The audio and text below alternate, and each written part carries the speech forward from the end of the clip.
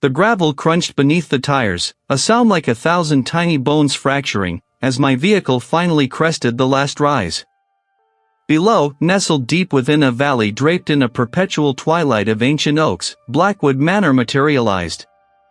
It was less a house and more a monolithic shadow cast against the bruised canvas of the late afternoon sky. My breath, despite the chill of the evening, caught in my throat. This was it. The inheritance. From the road, it appeared as a formidable, sprawling presence, its gabled roof's sharp teeth against the fading light, its countless windows dark, vacant eyes. The stone, a slate gray I'd only ever seen in the deepest parts of a winter sea, seemed to absorb the light rather than reflect it.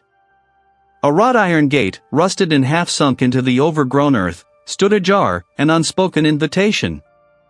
Or perhaps, a silent warning. I had arrived with a clear purpose, a pragmatic blueprint in my mind. This wasn't a pilgrimage or a sentimental journey. It was a transaction. An estate, a burden, to be revitalized and released. The solicitor had painted a grim picture of its decay, a financial sinkhole. But I saw potential, a challenge for my particular brand of architectural resuscitation.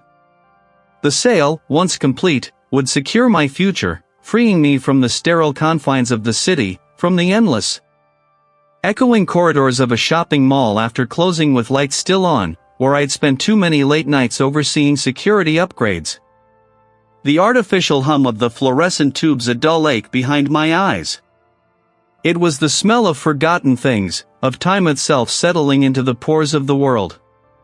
The silence was so deep it pressed against my eardrums, broken only by the whisper of the wind through the skeletal branches of the surrounding woods. Its cold metal felt like a promise of forgotten weight against my palm. The lock, surprisingly, yielded with a groan that seemed to resonate through the entire structure, a low, drawn-out sigh. Inside, the air was stagnant, thick with the aroma of dust and something else, something subtly metallic, like old blood or rust. My footsteps on the wide plank floors echoed with an unnerving resonance, each creak and groan of the ancient house amplified. I began my initial survey, moving from room to room, a methodical process I'd honed over years of assessing dilapidated properties. The scale of the place was staggering. Drawing rooms with peeling wallpaper, libraries lined with empty shelves, a ballroom where dust motes danced in the sparse shafts of light that pierced the grimy windows. The sounds, too, began to assert themselves. The house seemed to breathe, to sigh. The timbers groaned, the wind moaned through unseen cracks, and occasionally, a distant thud or rustle would emanate from the upper floors. I attributed these to settling foundations, to rodents, to the natural symphony of an old, neglected building. Yet, a subtle unease began to prickle at the edges of my pragmatic resolve. It wasn't fear, not yet. More a sense of being profoundly, utterly alone, observed by the very walls themselves. As I navigated deeper into the manor's labyrinthine layout, past a disused scullery and through a servant's passage, I found myself in what appeared to be a small, forgotten study. On a small, dusty writing desk, half hidden beneath a forgotten stack of brittle newspapers, lay a slender, leather-bound volume. It was an old diary, its cover embossed with a faded, intricate crest I didn't recognize. The leather was dry and cracked, the pages within yellowed and warped. A small, tarnished silver clasp held it shut, a delicate lock with no visible keyhole, merely a tiny, almost invisible indentation.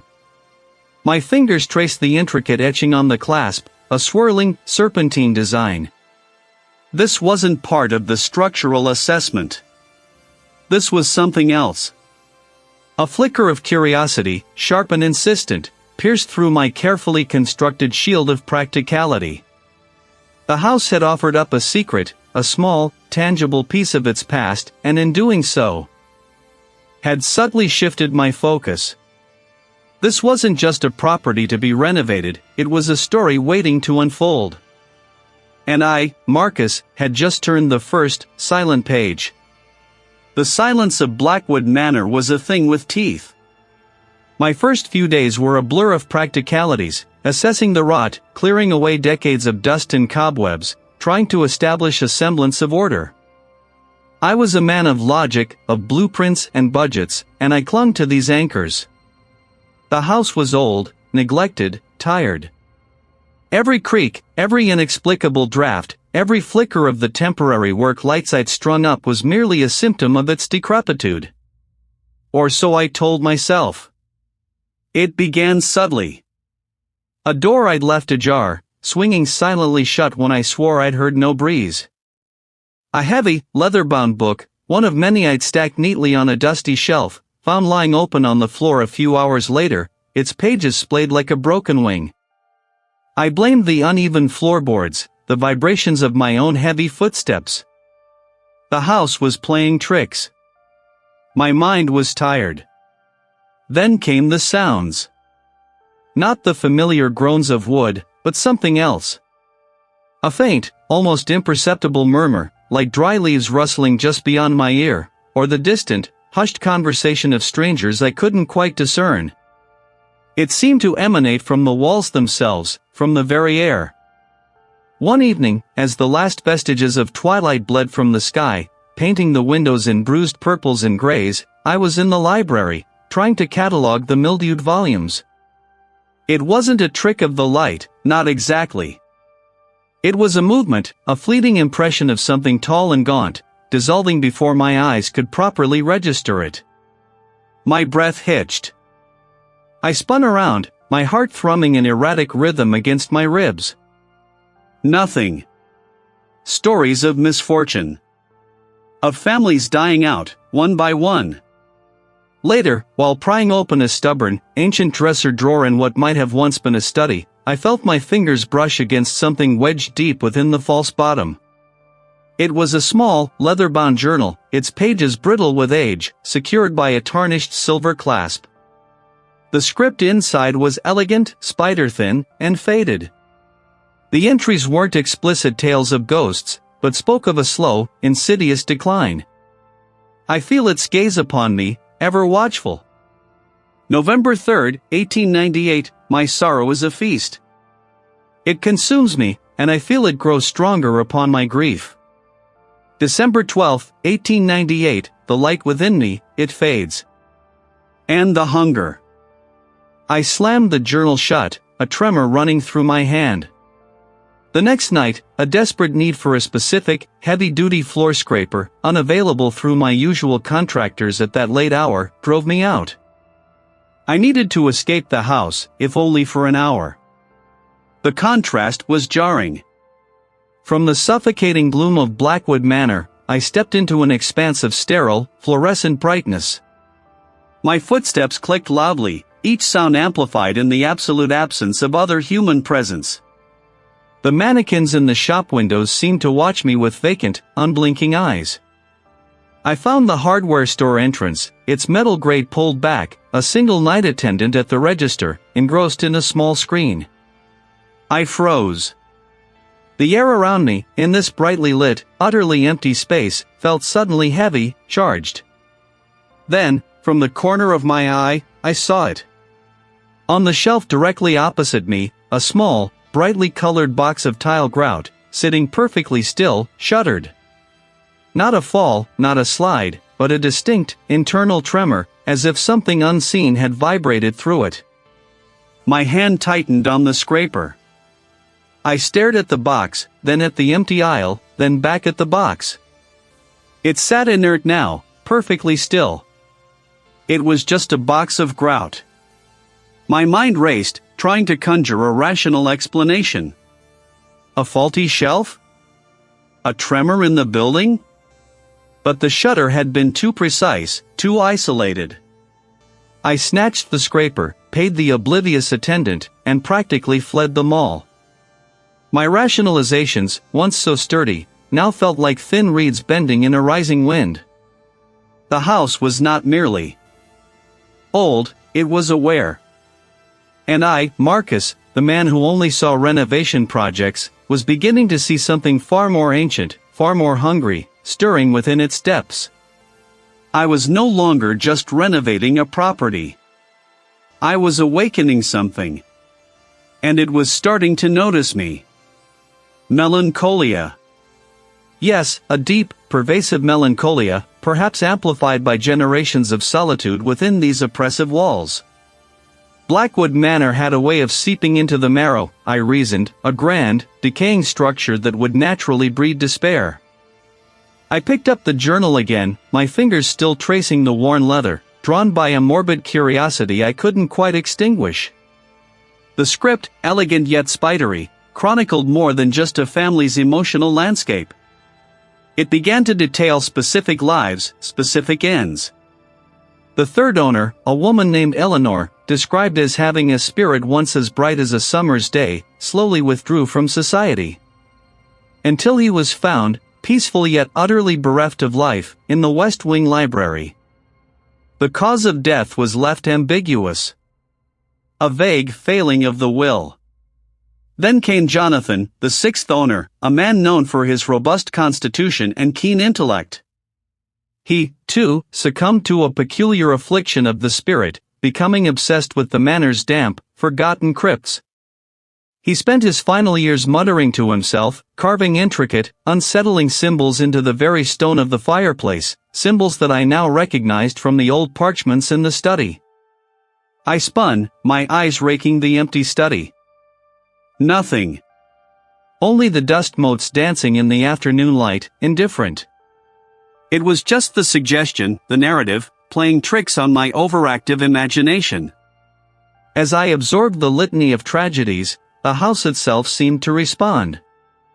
The floorboards above creaked as if a heavy, unseen weight passed across them. Marcus. The sound was so fleeting, so fragile, I questioned if I had truly heard it, or merely anticipated it. My hands trembled, the journal a heavy weight in my grasp. This wasn't just old paper and ink, it was a living record of a consuming hunger. It wasn't my grief, not for anyone I knew, but a vast, crushing weight of despair that threatened to buckle my knees. It was the melancholia of Eleanor, the obsession of Jonathan, the quiet desperation of every soul trapped within these pages. It was an invasion, a violation of my internal landscape. I slammed the journal shut again, the sound echoing through the cavernous room like a gunshot. I couldn't stay here. Not another moment. This wasn't just a renovation project, it was a trap, a slow-acting poison. My mind screamed for escape, for the mundane, bright reality of the world outside this cursed edifice. Now.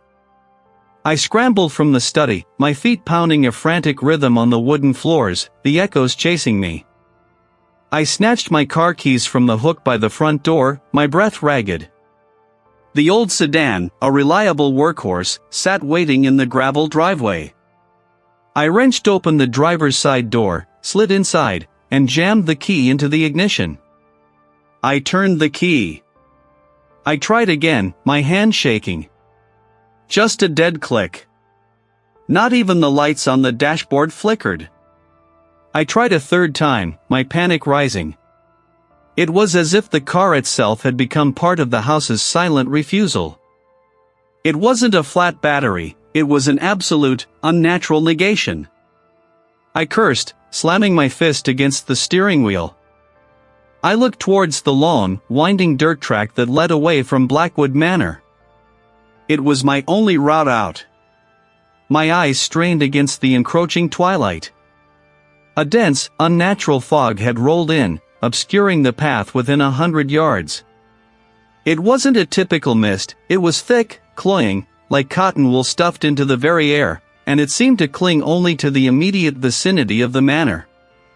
Beyond it, the sky was still a pale, bruised purple. I was trapped. A desperate resolve ignited within me. I wouldn't be another name in that journal. If the car wouldn't go, I would walk. There was a small town, 3 miles down the main road, beyond the dirt track. I could reach it. I had to. I left the dead car, the keys still in the ignition, and strode towards the fog-shrouded path, my heart a frantic drum against my ribs.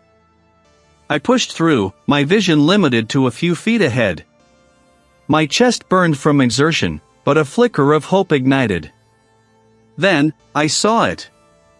Its parking lot was empty, a vast expanse of asphalt. It was a beacon, a promise of a landline, a connection. I stumbled towards the entrance, my steps echoing unnaturally loud on the deserted pavement. My footsteps clicked on the polished tile floor, the sound bouncing off the high ceilings, magnifying my isolation. Each display, each plastic mannequin, seemed to hold a breath, their painted smiles fixed, their glass eyes following my progress. A sudden, sharp pang of grief, far more intense than before, seized me. It was a weeping, a profound and desolate sorrow that was not my own, yet it resonated deep within my chest, making my throat ache. It was everywhere, in the hushed corners, behind the glass of the storefronts, emanating from the very polished floor beneath my feet. I spun, convinced I would see a figure, a source for this unbearable emotion. Only the endless, silent rows of shops, the still mannequins, and the relentless, humming glow of the lights. I was not safe. The house, or whatever festered within it, had followed me. I was its new vessel, and it had simply begun its work. The suggestion of something unseen, something that had brushed against the fragile membrane of my awareness. The dust motes, indifferent, continued their slow, silent ballet in the sunbeams that pierced the study's gloom. My breath hitched, a shallow, ragged thing. I forced myself to scan the room again, every shadowed corner, every heavy drape. Nothing. Only the scent of aged paper and dormant decay, a perfume of forgotten lives. Yet, the silence now felt different, not merely empty, but expectant. My gaze drifted to the massive, carved desk, its surface a landscape of forgotten ledgers and brittle maps. A small, ornate wooden box, previously unnoticed, sat half-hidden beneath a stack of yellowed correspondence. Its lid was ajar, as if someone had just closed it in haste, or perhaps, opened it for me. My fingers, trembling slightly, reached for the box. Inside, nestled on a bed of faded velvet, lay a single, leather-bound journal. Its pages, thin as onion skin, were filled with a spidery, elegant script. The ink had browned with age, but the words were starkly legible. I recognized the family crest embossed on the cover, a twisted oak, the same motif carved into the manor's lintels. This was not just any ancestor's diary, it was a testament. The entries spoke of a creeping weariness, a profound sorrow that settled like a shroud, draining all joy, all hope. It bound itself to the bloodline, an insidious inheritance, demanding a host. It was a familial spirit, yes, but one that consumed, not protected. The words blurred, then sharpened, each sentence a hammer blow to my understanding. I wasn't merely renovating a house, I was awakening a dormant predator, and I was its chosen prey. I was the current target. The manor wasn't just a building, it was a cage, a larder, and I, Marcus, was the next offering.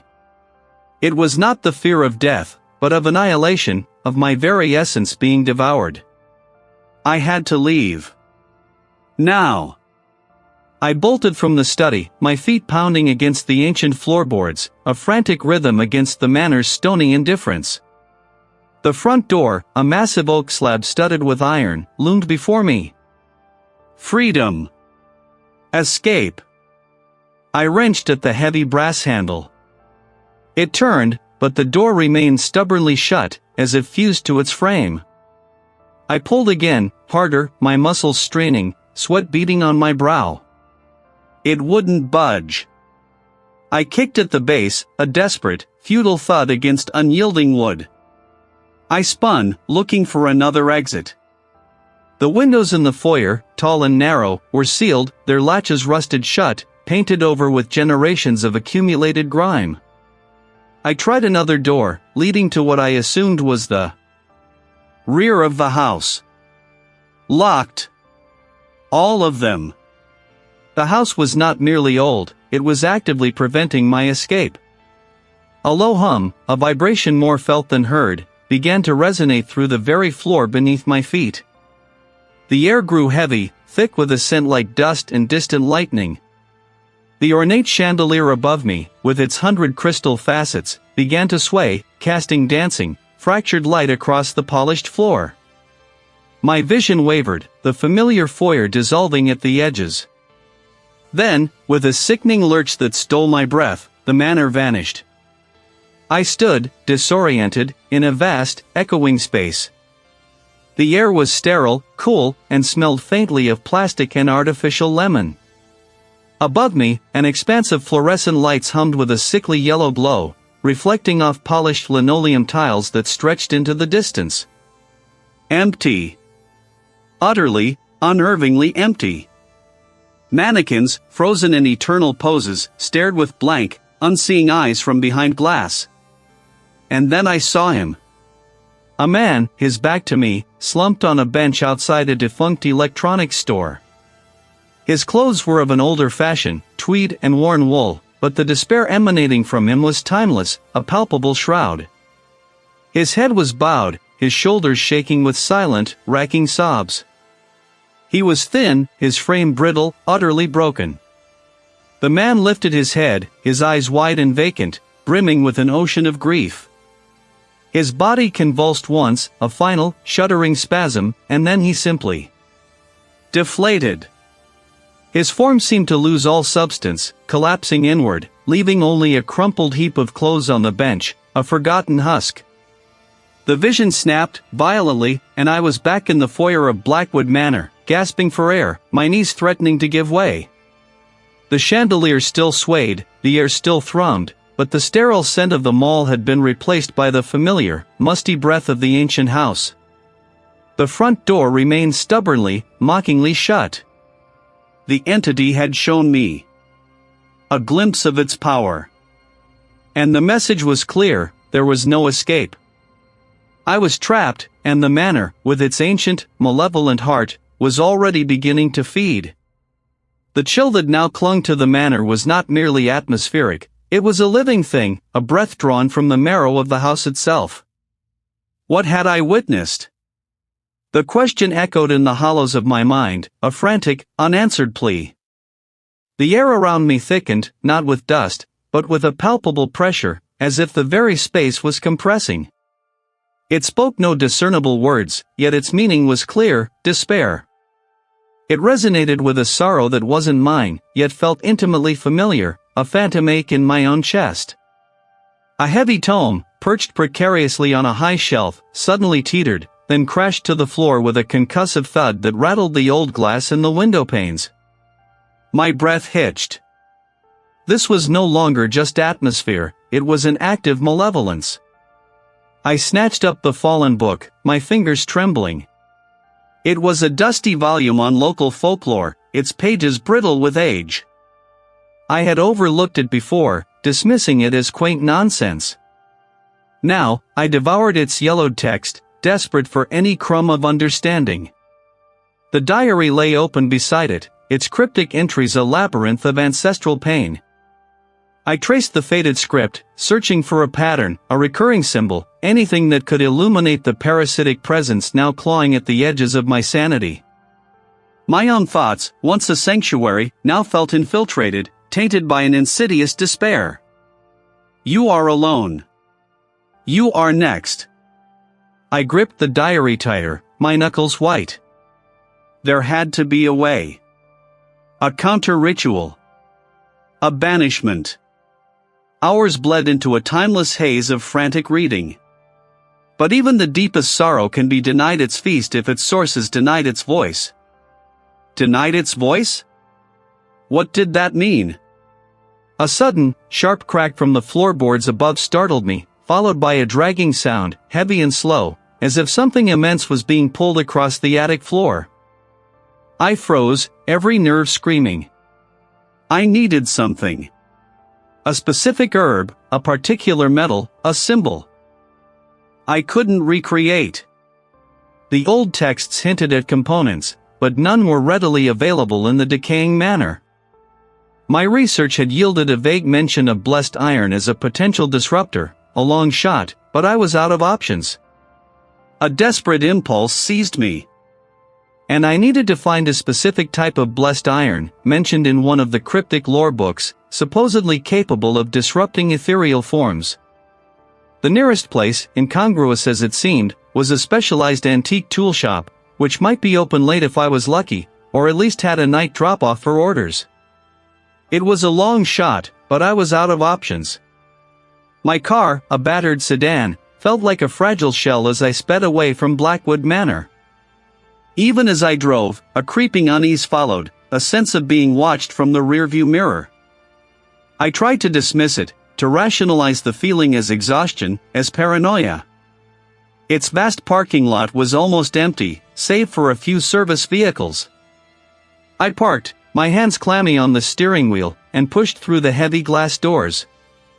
The mall was a ghost town of consumerism.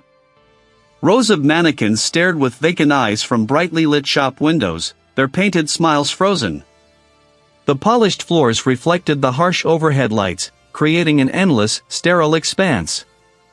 The air was cool, smelling faintly of cleaning products and stale air conditioning. I found the antique tool shop, its gate half closed, a closed sign hanging askew. My heart sank. Lost, Marcus? There is no escape from your sorrow. I spun around, but there was nothing, only the vacant storefronts. Not myself, but a fleeting, distorted image. It was me, but not me. It was the entity, wearing my form, mocking me. Panic tightened its icy grip. I stumbled back, bumping into a display of mannequins. The sound seemed to trigger something. From the far end of the corridor, where the food court lay in slumber, a low, guttural moan began to rise, slowly building in intensity. It wasn't human. It was a sound of ancient, boundless grief, amplified and distorted, filling the vast space. The fluorescent lights above flickered, then dimmed, plunging sections of the mall into momentary gloom before flaring back to life. I ran. My breath ragged, I pounded down the gleaming corridor, the mournful sound chasing me, growing louder, closer. The shop windows I passed no longer showed my reflection clearly. The entity was projecting its harvest, its feast, into my mind, trying to overwhelm me with the sheer volume of despair it had consumed. Then, a sudden, powerful shove from behind sent me sprawling. My head cracked against the polished floor, pain exploding behind my eyes. I scrambled backward, vision blurring, my hand instinctively reaching for the pocket where I kept the diary. The voice you seek is your own. My mind reeled, trying to connect the fragments. Denied its voice. The voice you seek is your own. Was it literal? They was the countermeasure not an object, but an act of will, a defiance of its feeding?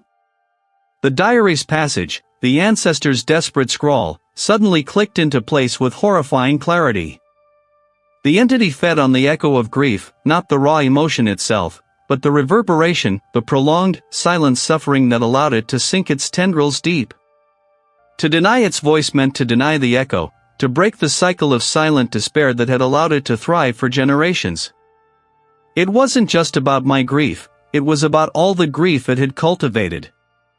I kicked out, fear a raw scream in my throat, and stumbled to my feet.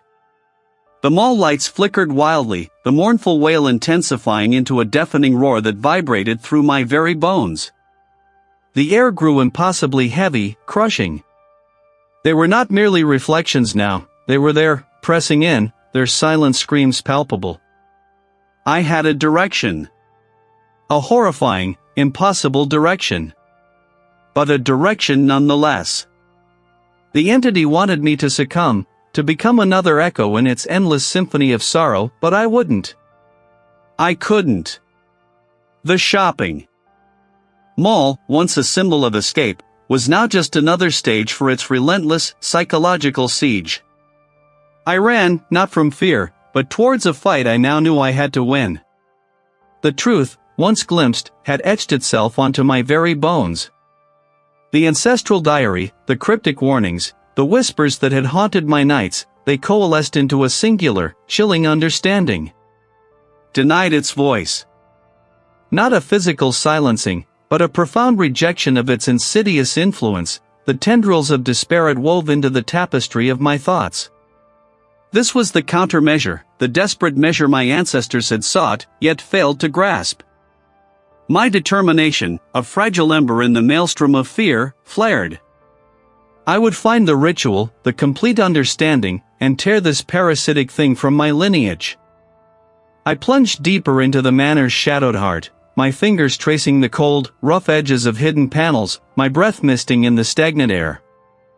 The ancestral library, a mausoleum of forgotten knowledge, yielded its secrets grudgingly.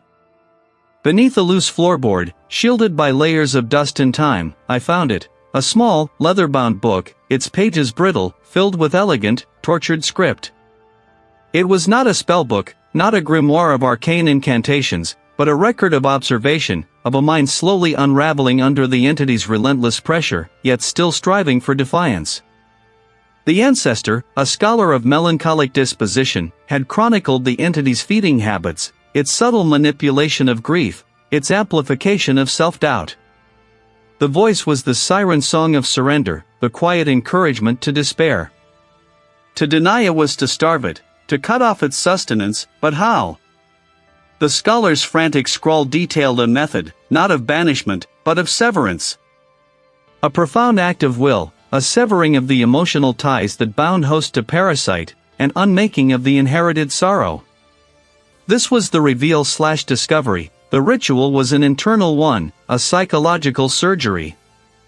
It demanded a profound isolation of self, a deliberate fracturing of the very connections that made me human. To starve the entity of grief, I would have to become a barren field, incapable of cultivating such fertile despair. The price, I realized with a sickening lurch in my gut, was not my life, but perhaps my capacity for genuine emotion. To deny the pain, I might have to deny all feeling, becoming an empty vessel, free of the parasite but also free of the vibrant, messy pulse of life. As this terrible understanding settled, the Manor itself seemed to recoil. The air grew impossibly dense, pressing against my eardrums. A low thrum, like the distant grinding of colossal gears, vibrated through the floorboards. The entity knew. It sensed my intent, my nascent defiance. Then, the world fractured.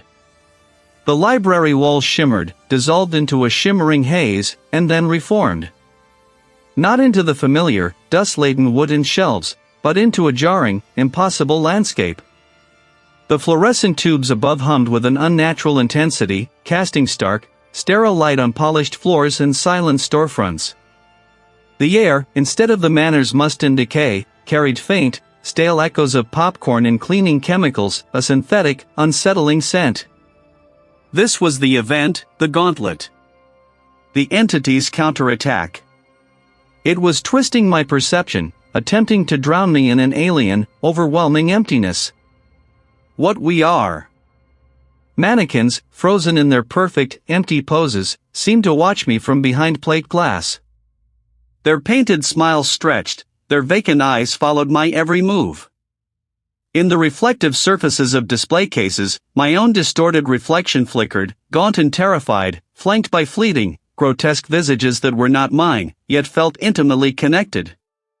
My ancestors, perhaps, their despair made manifest in this surreal prison. The lights above began to flicker, a rhythmic, maddening pulse. You are alone. This is your birthright, your despair. It was the entity's voice, amplified, projected through this impossible reality. Trying to break my resolve, to make me succumb before I could even begin the ritual. It showed me fleeting images, my mother's tear-stained face, the empty rooms of my childhood home, moments of profound loneliness and regret that I thought I had buried. It fed on these, growing stronger, attempting to smother the ember of my determination. But I held fast. This was a lie, a construct. My feet, though heavy, moved forward. The scholar's words echoed in my mind, sever the ties. Deny the echo. Reclaim the self. The price was terrifying, but the alternative was annihilation, not just of me, but of every future generation. I would be a barren field if it meant this thing would starve. The path out of this illusion, I knew, was not physical. I focused on the core of myself, the part that was simply Marcus, unburdened by ancestral grief, and began to speak, my voice hoarse, but steady, into the vast, empty mall. No. The profound sense of futility that had begun to seep into my bones, heavy and cold, intensified, then fractured. The entity's voice, a chorus of forgotten sorrows and phantom whispers, swelled to an unbearable crescendo, shattering the familiar walls of Blackwood Manor around me. One moment, I was standing amidst the Manor's dust-laden history, the next, the ground beneath my feet was polished concrete, reflecting the stark, unblinking glare of fluorescent tubes. I was in a shopping mall after closing with lights still on. Rows of empty storefronts stretched into the distance, their glass eyes mirroring my own bewildered reflection.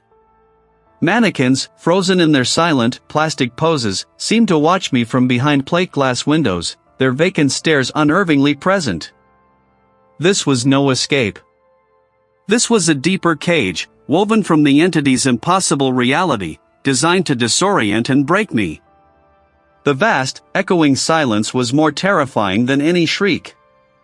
My breath hitched, a dry catch in my throat. I had to remember my purpose, to fight through this elaborate charade. My gaze darted, searching for a tangible threat, but there was only the endless, polished expanse. The determination I had clung to felt like a fragile flame in a wind tunnel. How could I perform a ritual meant for an ancient house in this sterile, modern mausoleum? Then, I saw it. The entity was projecting its harvest, a gallery of its past triumphs. The manor is merely a conduit, the collective voice hissed, growing closer, seeming to emanate from the very glass and chrome. Its stones were chosen, yes, but the true vessel, the true wellspring of sorrow, is the lineage itself? Your blood. Your family's grief has been a feast for generations, a carefully cultivated vineyard. My mind reeled. It wasn't just feeding on existing grief, it had been cultivating it.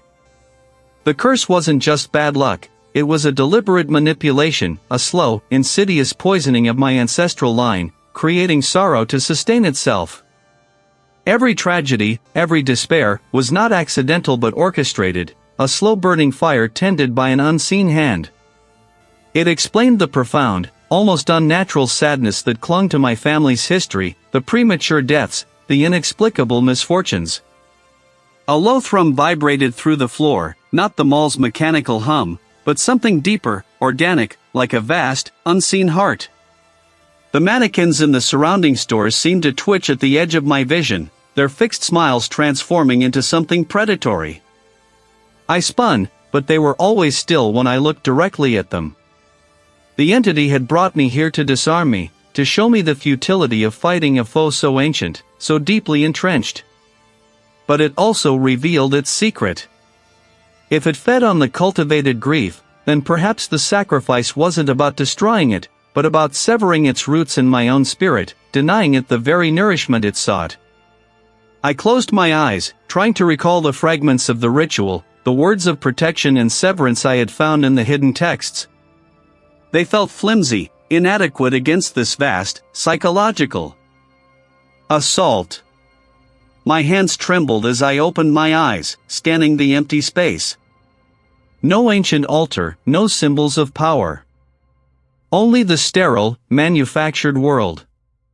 My eyes fell upon a display in a jewelry store, a simple, unadorned silver locket. It was a mundane object, but in this distorted reality, it felt imbued with a strange significance. "You cannot sever what is you," the voice snarled, louder now, a guttural sound that seemed to tear at the air. The mannequins were definitely shifting. I saw the head of one turn slowly, its painted eyes locking onto mine. Another raised a plastic arm, pointing. They were no longer inanimate objects, they were extensions of the entity's will, a silent, unmoving army of witnesses. I knew then what the sacrifice must be. Not my life, the entity wanted my suffering. Not my sanity, though it was trying to claim it. It wanted the capacity for the deep, profound grief it fed upon. To truly starve it, I had to sacrifice the very part of me that could feel such anguish, to cut away the deepest wellspring of emotion, the ability to form attachments that, when broken, would bleed the sorrow it craved. It meant a future stripped of the deepest joys, to prevent the deepest sorrows. A memory flashed, my mother's tear-stained face, not from the entity's projections, but from my own mind, a real moment of shared grief from long ago. The memory was precious, painful, real. To sacrifice the capacity for such feeling meant sacrificing the memory of ever feeling it so intensely. With a shuddering breath, I began to chant, my voice weak at first, then gaining strength as I focused not on the words, but on the intent. I imagined a blade, not of steel, but of pure resolve, cleaving through the tendrils that bound me to the entity's feeding ground. The maul began to twist. The lights strobed violently, the hum rising to a deafening shriek. Mannequins toppled, their plastic limbs shattering with sickening cracks. Reflections in the glass warped into monstrous visages.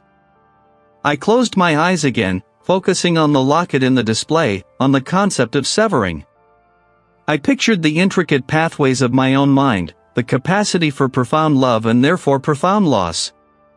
With a surge of desperate will, I imagined cauterizing those pathways, not to erase individual memories, but to dull the very edge of emotion, to build a wall of numb acceptance around my deepest self.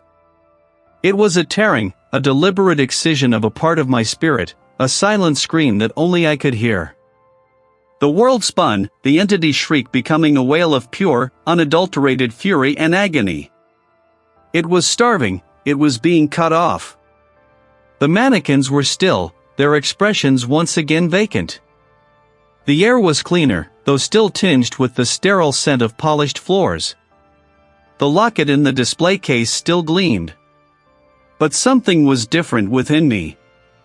A profound stillness resided where a storm of emotion once raged. The memory of my mother's tear-stained face was there, vivid and clear, but the sharp pang of empathy, the echo of her sorrow, was muted, distant, as if viewed through thick glass. The sacrifice was made. I had bought my freedom, but at a cost that would haunt the quiet chambers of my altered heart forever. The entity was contained, perhaps, but I was irrevocably changed. The last whisper was not a sound, but a void. A sudden, profound absence where a symphony of sorrow had once resonated. It was as if the very air, thick with the residue of generations of despair, had been exhaled, leaving behind a sterile vacuum. My own breath hitched, a ragged, defiant gasp in the sudden, overwhelming silence. The revelation that it had cultivated us, like a grim gardener tending to a crop of suffering, had ignited something fierce within me. Blackwood Manor was quiet. Not peaceful, never peaceful, but inert. The pervasive hum of malevolence that had vibrated through the very stones, a low thrum beneath my skin, was gone. It felt like a phantom limb, an ache where something terrible had been amputated, leaving a raw, sensitive wound. My skin still crawled, convinced of unseen tendrils retracting from my mind, leaving behind a subtle, insidious residue. My hands, calloused from weeks of renovation, trembled. I ran a fingertip over the rough-hewn oak of the mantelpiece, feeling the grain, the unyielding wood. The entity was gone, or so I told myself. Contained. Starved. I had refused it my grief, refused it the satisfaction of my collapse. I had held onto a thread of defiance, a sliver of stubborn will, even as it tried to drown me in the collective sorrow of my lineage. I had won, in a sense. It had taken a piece of me, too. A piece I couldn't name, but whose absence echoed in my bones. Days bled into a formless blur. I walked the empty halls, a sentinel in a silent tomb. The house was mine, truly mine now, unburdened by its parasitic tenant. Yet, it felt heavier than ever, laden with the memories of what had transpired, of the generations it had consumed. The air, once thick with the scent of decay and damp earth, now carried only the faint, metallic tang of old blood, a ghost of its former self. I slept little, my dreams a fractured mosaic of ancestral faces, their eyes wide with a grief I now understood, a grief I had nearly shared. I needed air, a different kind of air. Not for good, not yet. But I needed to see a world untainted by ancient stone and ancestral curses. I found myself, not by conscious design but by some strange, magnetic pull, at the shopping mall after closing with lights still on. It was a stark, almost violent contrast to the musty depths of the manor. The polished floors gleamed like black ice, reflecting the rows of silent storefronts, their mannequins frozen in an eternal, vacant display. It wasn't the deep, ancient quiet of Blackwood Manor, pregnant with unseen horrors. The clothing racks stood rigid, their garments stiff and lifeless. My own expression was flat, devoid of the quick, easy emotions that once animated it. The horror had not just been external, it had rewritten my internal landscape. I was Marcus, yes, but a Marcus fundamentally altered. The world outside, the vibrant, chaotic world of people and commerce, now seemed flimsy, transparent, like a cheap stage set. I saw the superficiality of it all, the fleeting joys and sorrows, through a lens warped by the profound, generational despair I had witnessed and endured. The entity might be dormant, a slumbering beast within the manor's foundations, but its tendrils had left an indelible mark. I carried a fragment of its understanding, a heavy knowledge of the true architecture of human suffering. I could see the subtle currents of grief in the world, the invisible threads connecting every transient sorrow, every quiet despair. The horror hadn't ended, it had merely shifted its domain, residing now within me, a silent, ever-present echo in the brightly lit, empty halls of a forgotten mall, and in the profound, unsettling quiet of my own survivor's heart.